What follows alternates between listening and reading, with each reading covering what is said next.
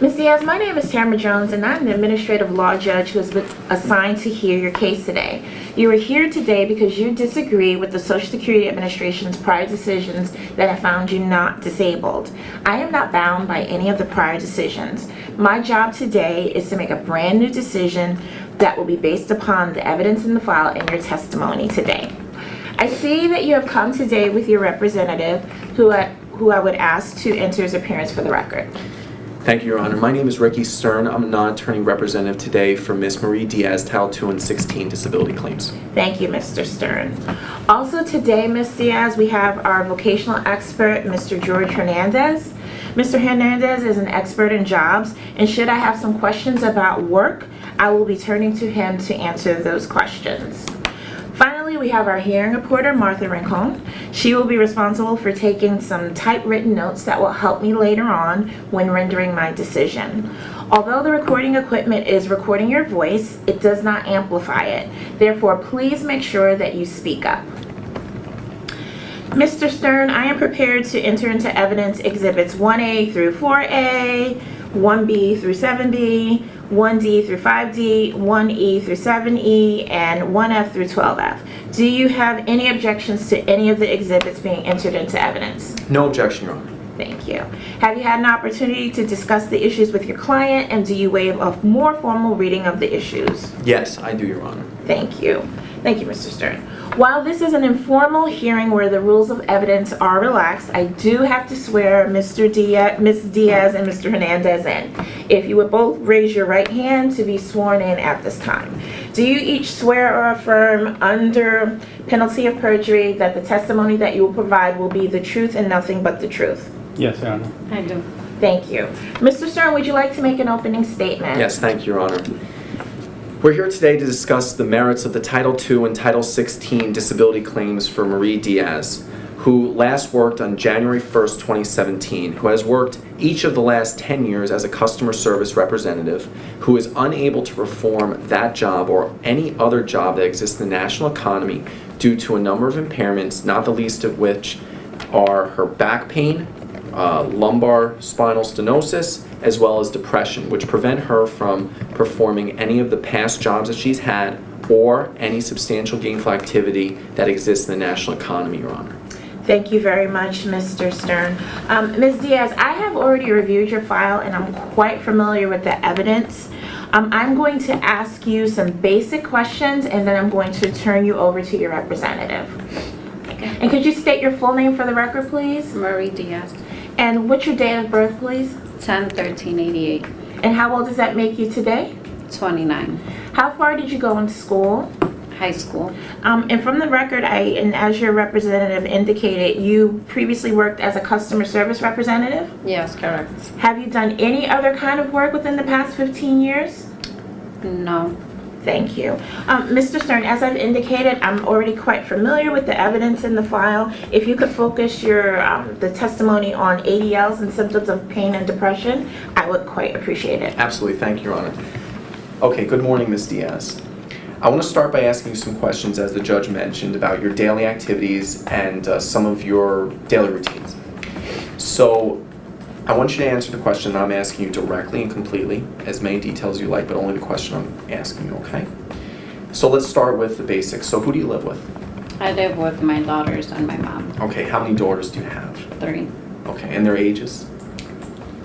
13, 10, and 8. Okay. So when you cook for them and take care of them on their daily needs, or are they pretty self-sufficient? I still have to do stuff for them, but my mom helps me out a lot. Mm-hmm. Because I'm not able to stand for too long while I'm cooking and definitely not cleaning. Sure. So let's start with some of the tasks from beginning of the time you wake up. So in terms of bathing and showering and some of your daily necessities, combing your hair and so forth, can you walk us through a little bit of your routine? Do you have a problem with that? How long does it take you to do those things in the morning? Well, I wake up the girls, they get ready by themselves. Then I'm home all day. I try to cook lunch. Doing my hair is I never really do my hair. I just leave it the way it is. I'm able to shower on my own and put my clothes on, but I like to wear comfortable clothes. Anything easy to put on, I'm able to do. Sure. Aside from that, my mom helps me with the cleaning, the laundry, because I have a hard time, focusing, getting things done completely. How about grocery shopping? How is that done? My mom is the one that usually does that. I don't like to go out much. I see. So, and what about any kind of yard work or housework? How is that done? My mom is the one that's usually on top of it. I may help her here and there. If there's something, thrown on the floor. Maybe I'll pick it up. But I'm usually in my room because sometimes I feel very down. I'll be okay 1 second and then other times. Describe a little bit about where you live. Is it an apartment, a house, mobile home? It's an apartment. Got it. Now, as far as, where's the mailbox in terms of your home? It's downstairs. Got it. Now, are you able to go down and get the mail yourself? Is that a distance you can manage? I can manage it. I just don't do it. Okay. Now, how about reminders to take your medicines? Does anybody need to remind you to take any of your meds? Definitely. Okay, My who mom. does that? Your mom does that. Yeah. Is your mom with you a lot during the day, would you say? Yes, most of the times, but she also works, so it's hard most of the time. And when I'm home alone, I don't do anything. I just watch some TV, and also I've been having back pain, so I try to sit as much as I can. And when I'm tired, I get up for a little bit, try to do something at home, but then I can't stand for long. So, in terms of your ability to sit, how long would you say that you're able to sit down before the pain is so bad that you have to get up? About 20 minutes. And then I have to get up, go to the restroom or get water, walk somewhere, or try to stretch. Mr. Stern, may I interject? Sure. Ms. Diaz, as I stated, this is an informal hearing. If you find that you have to stand up during this hearing, it's absolutely fine for you to do so. I won't be offended. Okay, thank you. So, how long would you say, Ms. Diaz, that you're able to walk? In a day, or in city Walking? blocks, or Walking can be maybe about 2 blocks. okay. Now, do you ever need assistance, like using an assistive device, a cane, a walker, anything like that to help you? No, not yet. Okay, got it. Now, in terms of, we talked about groceries. Do you have an idea of how much weight that you'd be able to lift or carry? Let's say in grocery terms. So, do you think you'd be able to lift or carry a gallon of milk? I could, but it might affect my back. Okay. Now, what about any kind of problem with your grip? Do you have any problems, Ms. Diaz, with opening a jar or buttoning buttons on a shirt or opening doors, or any problems with grip? I do. You do. With any of those activities or all? Please explain. All. Well, with the jar, it's hard to open it because when I feel sad, I don't have the same grip as I would have normal. That makes sense. Now, in terms of, let's say, your depression, I want to ask you about your depression and what causes your depression. I want to ask one more thing, though, about your back.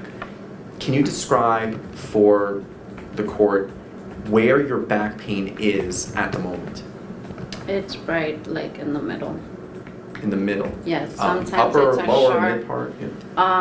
A little bit lower. Okay. Sometimes it's sharp and it does go to the top. But like I said, I'm not able to do a lot of the activities because of that. Or if not, my back just gets stiff. Are you able to drive a car? Do you have the ability to do that? I could do it, but I had to stop. How often? Every maybe 25 minutes. Okay. So now, as far as your back pain, on a scale of 1 to 10, 10 being emergency room pain, 1 being the pain that we all have every day, how intense is the pain now? Right now, well, I took my medication before Mhm. coming, so right now it's about a 6, Okay. What is the worst that it gets? more than 10. What do you do to make it better, if anything?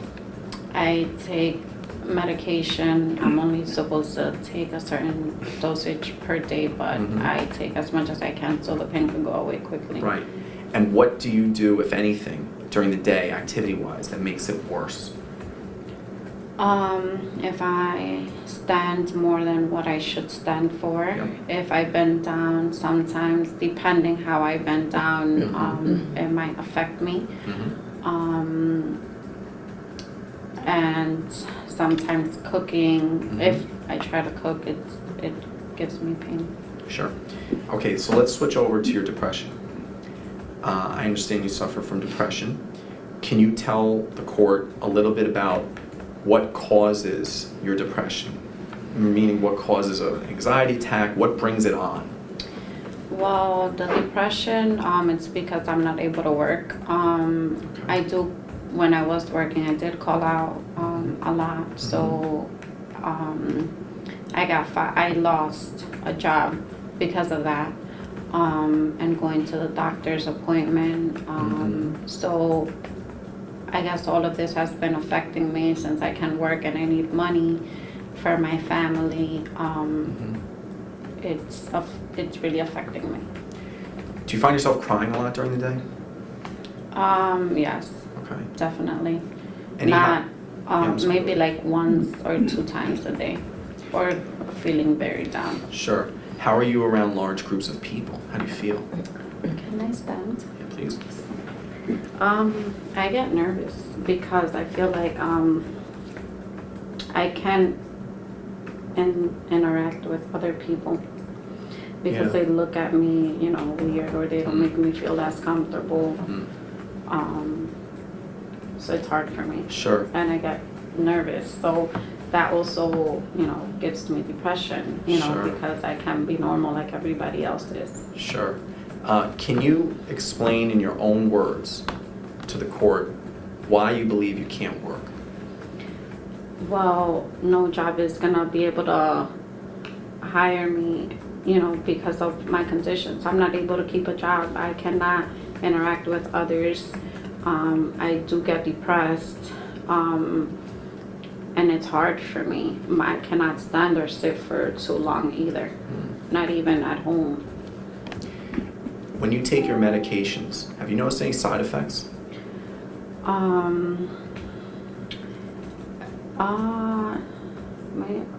Not so much. Okay. And finally, can you describe for us a typical day in your life from the time you wake up to the time you go to sleep?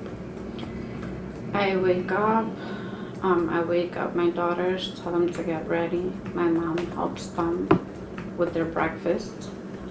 She takes out their clothes. I try to at least brush their hair, but since I'm always so